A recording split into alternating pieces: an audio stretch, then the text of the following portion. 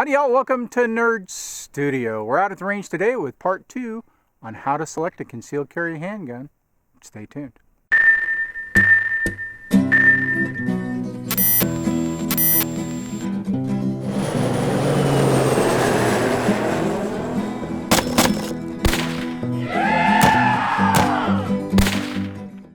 In our first video, we talked about how accuracy really trumps all other selection criteria. Today I want to talk about how the size of the pistol affects your choice, and related to that, the process of selecting a caliber. Now, handguns come in several basic sizes, and these aren't really industry standard terms here. They're just really more generally accepted, and having a rough understanding of them is going to help the video out and help the discussion. So let me just sort of run down them. You've got the full size or duty size pistol. Examples of that would be the Glock 17, the M&P 9, the HK VP9. These tend to be the models that manufacturers market to uniformed policemen and the military. And they're usually, the highest capacity, the one that carries the most bullets in the line of pistols. Next up would be compact pistols. They typically have a slightly smaller capacity, slightly shorter barrel, and shorter grip size than their full-size cousins. Examples would be the Glock 19, the M&P 9C, SIG P320 Compact, the new Army selection. I think that's the Army.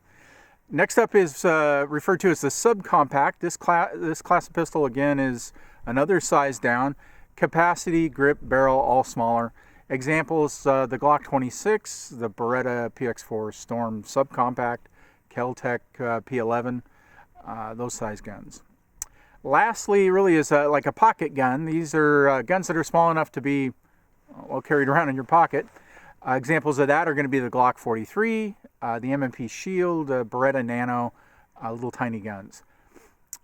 There's a couple of factors that you want to consider when deciding on the size. First, really, what can you conceal? If you're carrying on your body, your anatomy, your size, and the location you're going to carry is greatly going to affect that choice. And if you're carrying off body, then it comes really down to the container you're carrying in. I don't really recommend carrying off body unless there's really no other choice, and I'm going to save that discussion kind of for the last video and go ahead and move on here. Now, since we're talking about concealing the handgun, we don't want the outline of the gun visible in our clothing. That's called printing, and I have some examples here.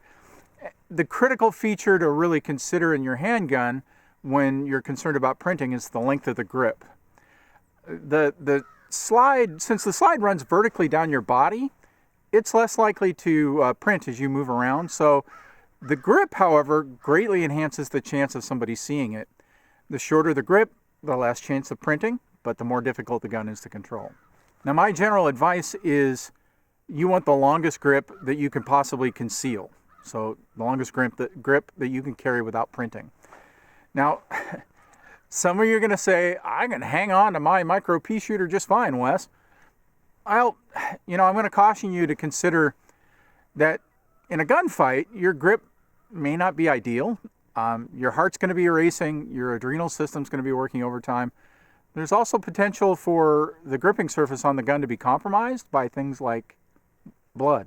So honestly, you want the biggest grip you can possibly conceal, the one that's not going to print, so you've got something to hold on to. The thickness of the grip can also be can affect the chance that gun's going to print, but it's really more about the length of the grip than anything. And so that leads us to the next topic, which is capacity. So as you start to think about capacity, I think the first thing to consider is how often you're going to hit the target. Or another way to say that is, what's your hit ratio? Of course, if you're getting attacked by paper targets who don't shoot back, and I've never seen a paper target that shot back, and they attack you out on the range where you've got plenty of time to prepare and good solid footing, and you get a nice two-handed grip and everything's going your way, the stars have lined up, you've said your prayers in the morning, all that stuff, then your hit ratio is probably pretty high. Mine is.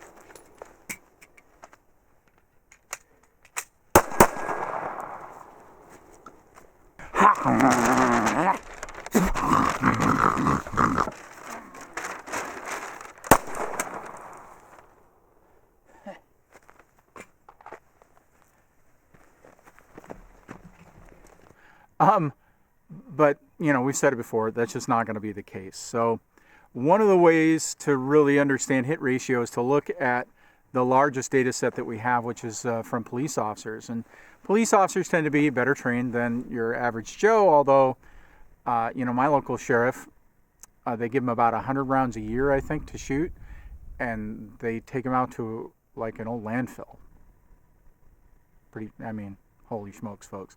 But anyway, policemen tend to be better trained than the average Joe, even the average person carrying a concealed firearm. So when we look at the numbers for policemen, their hit ratio is surprisingly low. Now, the numbers they vary a bit out there, but they're pretty close depending on what study you look at. And I'm just going to throw a stake in the sand at one in particular that quoted under ideal conditions, hit ratio for policemen in gunfights about 64%. As the conditions decrease, it gets even worse. So what's that mean for the regular Joe, for you and I, right? Well, it means this: pack as many rounds as you can because you're going to miss a lot, okay? And that, really leads us back to grip size. Now, a double stack handgun was a double stack magazine, we'll show it here, has a higher capacity. And in general, the longer the grip, the more bullets you can carry. That gives you more chances to hit. The last point I want to make is about selecting your caliber. Now, to be clear, I'm not a ballistics expert, but we're not really talking about ballistics here. There's a practical aspect of selecting your carry ammo that I think everyone can understand and we all honestly need to consider.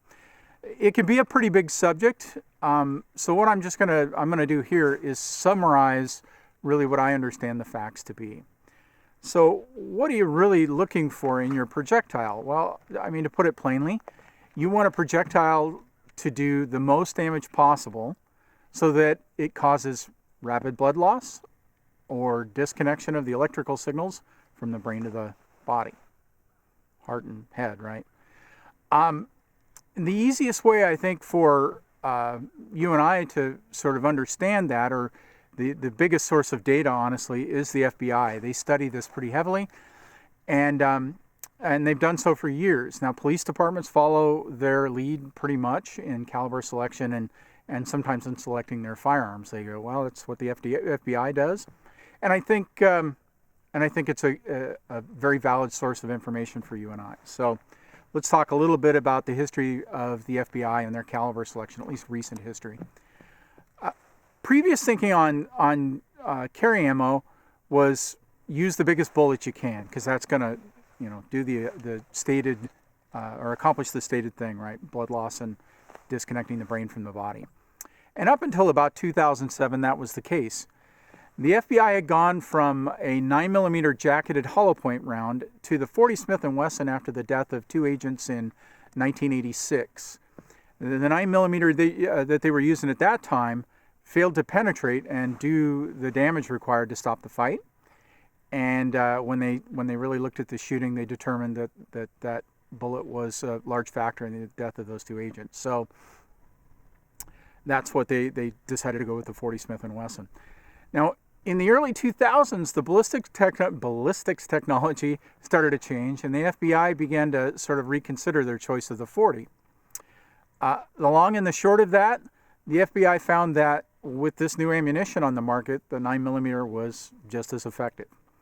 In 2016, information surfaced that the FBI has selected kind of the Gen 5, which we really haven't seen much of, but the Gen 5 Glock series of pistols chambered in 9mm as their replacement for their existing line of 40 Smith & Wesson handguns. So they're swapping them all out. That's compelling information for you and I. The 9mm has several distinct advantages. First, higher capacity, and we've already talked about more rounds is better, right? So, yay for the 9mm. The other thing, less recoil. That 40 Smith & Wesson round is snappy to be sure. The projectile is more mass, and Newtonian physics really tells us that all things being equal, the heavier the thing coming out of the end of your barrel, the harder it's going to push back on the shooter. So 9mm, less muzzle flip. And the 9mm is cheaper, hands down. The cheaper the ammo, the more practice rounds you can buy, and the more you will practice. Honestly, folks, that's key. Practice is extremely important because shooting's a perishable skill. If you don't use it, you will lose it. You can ask anyone that's been doing this for any amount of time. When they don't practice, their shooting suffers. Okay, let's wrap this up. My advice, carry the biggest handgun you can conceal, chambered in 9mm. That's it. Straightforward. For me, I carry the Glock 19 most of the time. On rare occasions, when in the hottest part of the summer, I'll carry the Glock 43. But really, honestly, even these days, I try and dress so that I can carry the Glock 19 all the time. And the reasons are, all the things I've said in this video. With the Glock 19, if I carry a spare magazine, which I almost always do, that gives me 31 rounds without any sort of extensions on the magazines. I can up that to 33 rounds if I carry a Glock 17 magazine as the spare, because that will fit in a Glock 19. With the Glock 43, I'm only getting about 15 rounds if I use extended mags. So 15 or 31, I'll take the 31.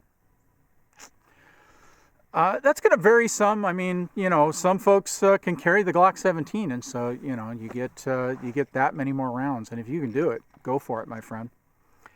Okay, in the next video, I want to talk about things like reliability, and sort of finish off talking about things like off-body carry. All right, folks. Always remember, anyone can shoot. What do we say? Oh yeah, anyone can shoot and have fun. We'll see you next time.